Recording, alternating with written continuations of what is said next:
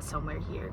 Today is a Sunday. It's currently 2:40 p.m. So I am again attending the 3 p.m. service today.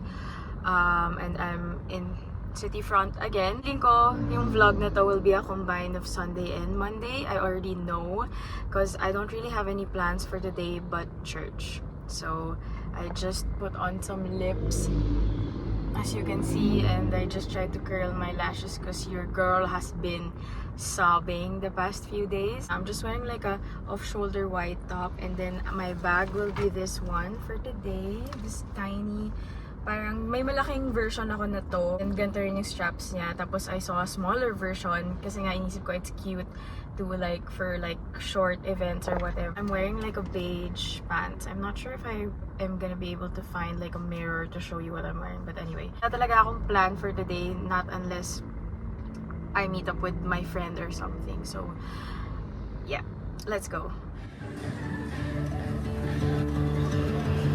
We got nowhere to be, just a slow dance with the summer heat.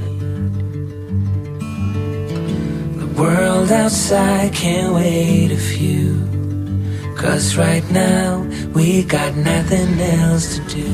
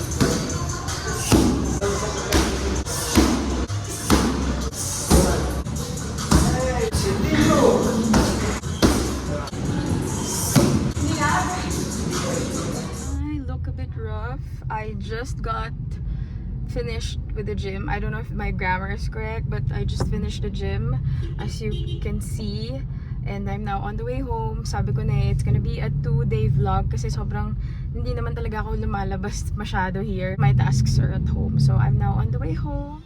Rain that falls slowly on the naked skin upon your back.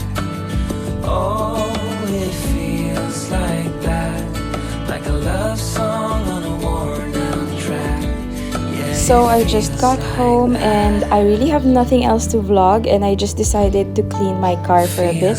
But yeah, thank you so much for watching, and I will see you again on my next vlog. Bye bye.